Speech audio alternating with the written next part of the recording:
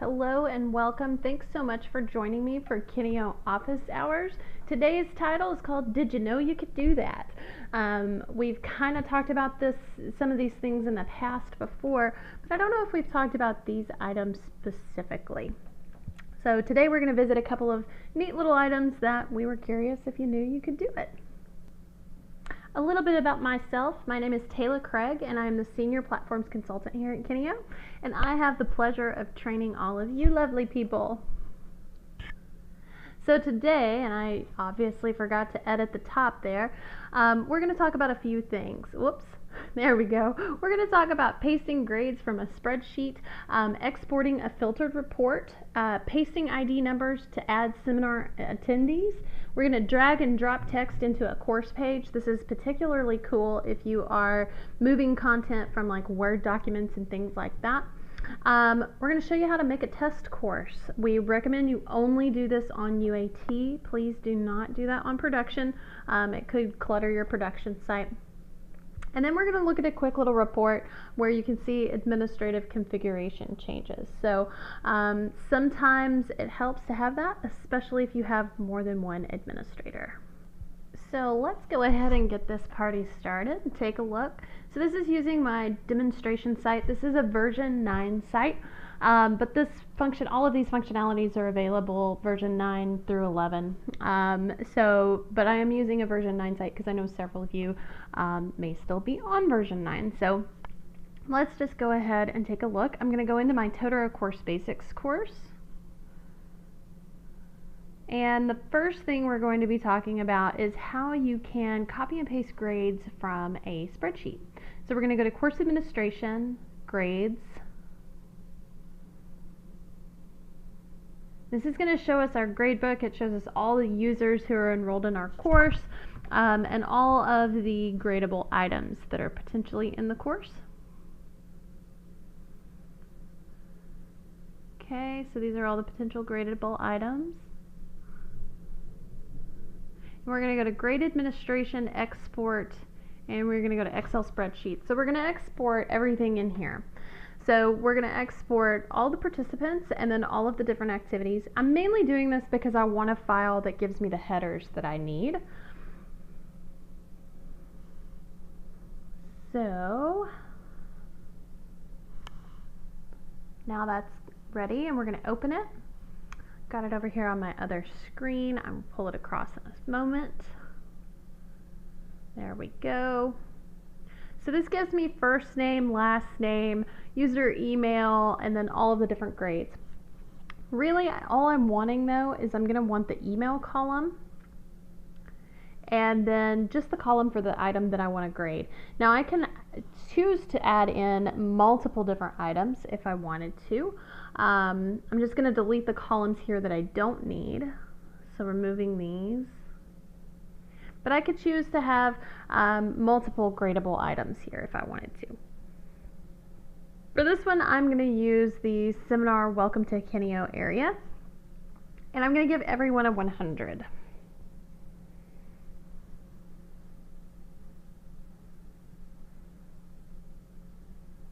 Okay, and I'm just going to drag this down. You, of course, would probably likely have different grades. And then I gotta fix my Excel where it's converting these to numbers. My Excel defaults to text. There we go. Now I'm just gonna select all. And I'm gonna do Control C for copy. Now let's jump back over. We're gonna go to Administration, Grade Administration, Import this time.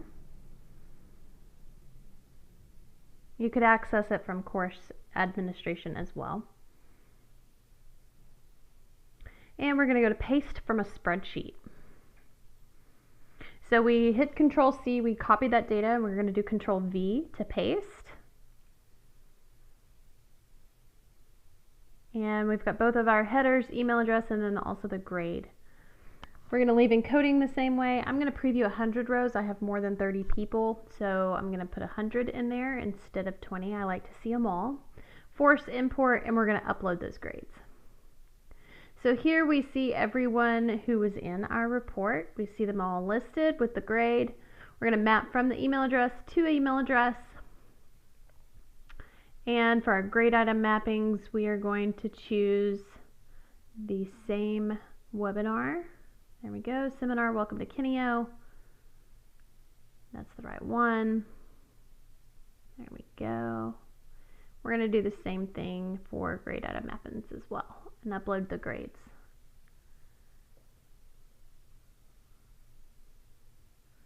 Says it was a success, so we're going to continue. And we will scroll over and see the grade in place.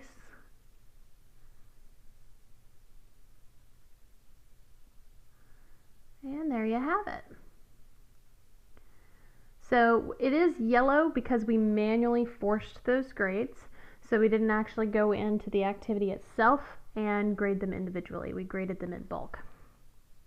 So that's why it looks the way it does. And we're going to go to exporting a filtered report. So I wanted to do this one because I need this filtered report actually for the next thing that we're going to do, where we paste ID numbers and add attendees to a seminar. And I wanted to show you basically two things with one option.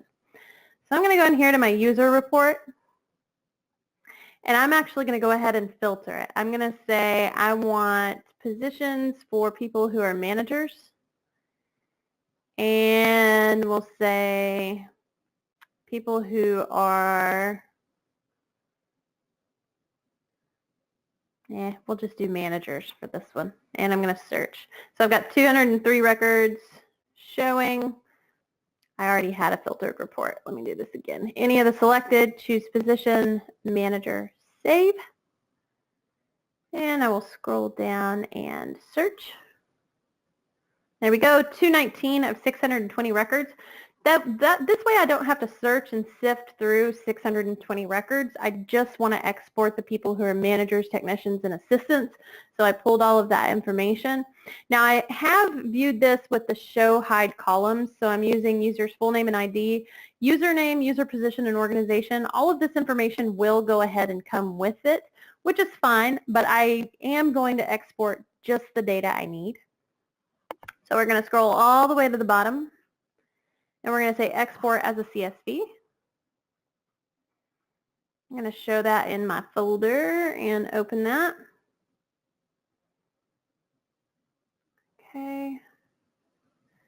So again, I do have all of the headers, but I don't have all 600 records. Let me get that pulled across. I've got too many Excel files open over here.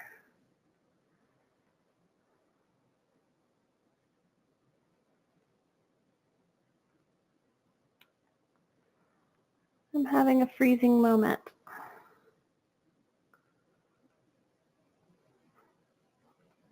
See if I can get it to...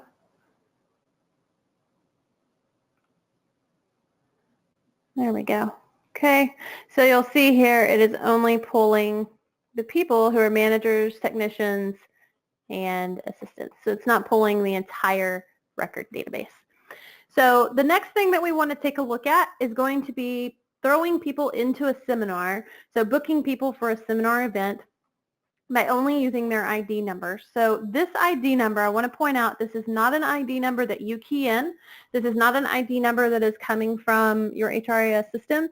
This is their ID number that is inside of Totara, unless we have done a customization to make it look at a different ID number. Okay, so just want to make you aware of that. Let me show you where you see this ID number for people.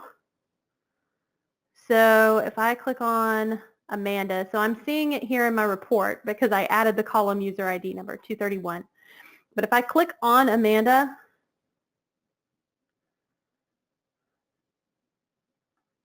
and it is not the same ID number. I was thinking it was going to be this ID here.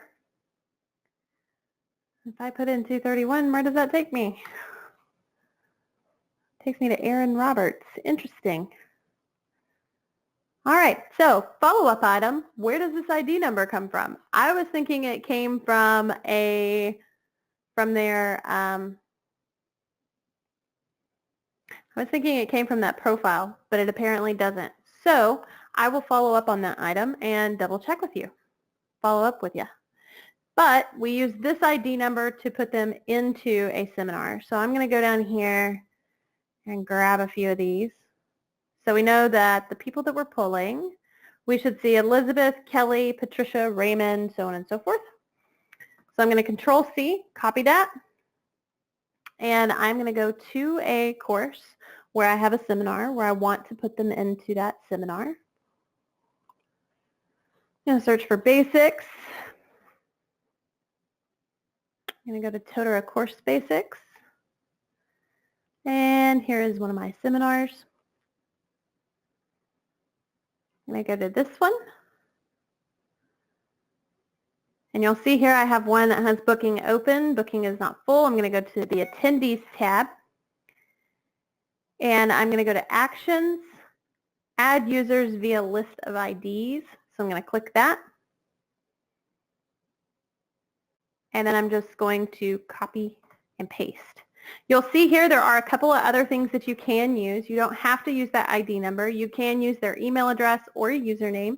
So it's up to you and which one you use. If you would prefer email address and have all that handy, that might be easier for you to use, but you can do that. And if you do allow for scheduling conflicts, it's going to allow them to be double booked. So it would allow them to be booked in your seminar session as well as someone else's. I'm going to go ahead and say continue.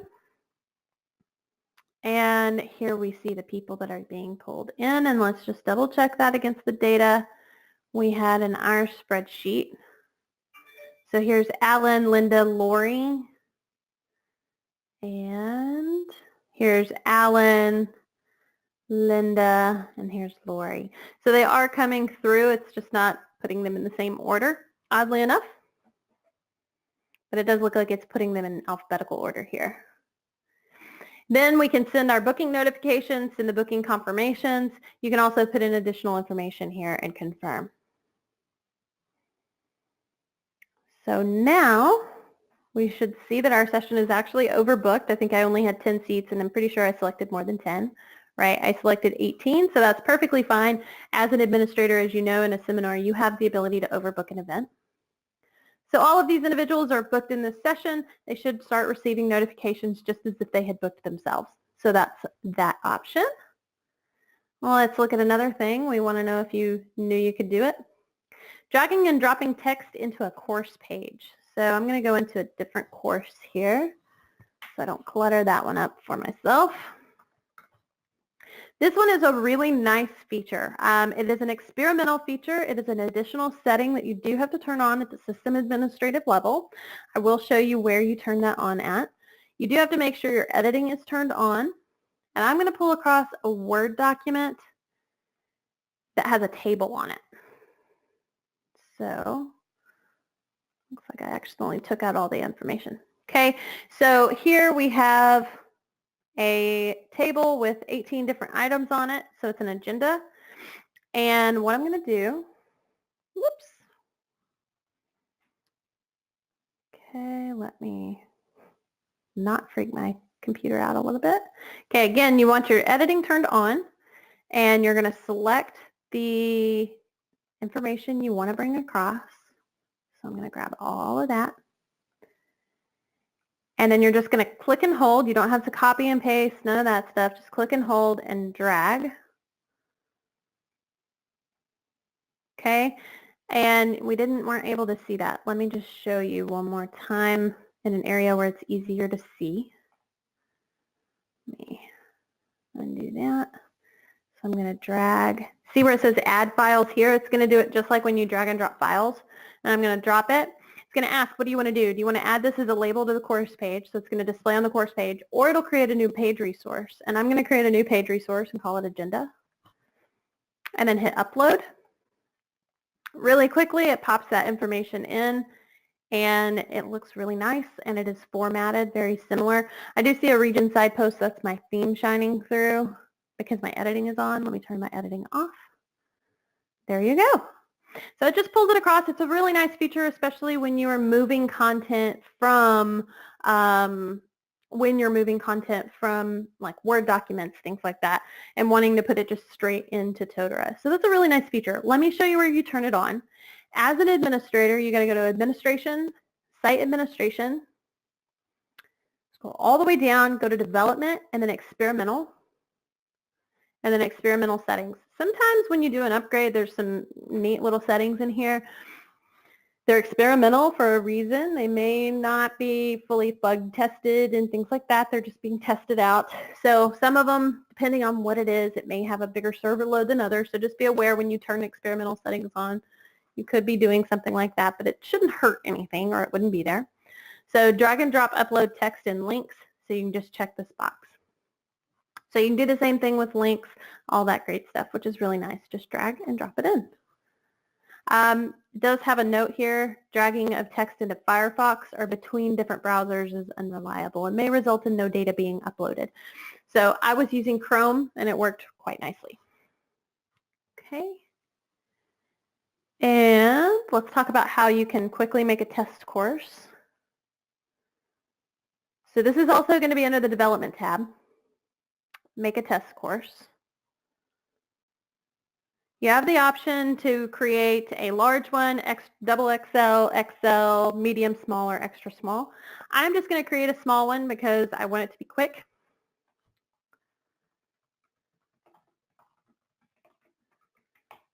Okay. Okay. So we're just putting in a short name, full name, and a summary. We're going to create that course. Keep in mind, guys, this does create user accounts. Please, please, please do not use it on production. It will clutter your production site, so you don't want to do that. But if you want to do it on UAT, you can do it there. Okay, so here you'll see what it's doing, and then it's going to tell us we can continue. And you'll see here, it's just got a course in it with some small files. It's got a forum in it. It's got a couple of different topics. It's got page resources.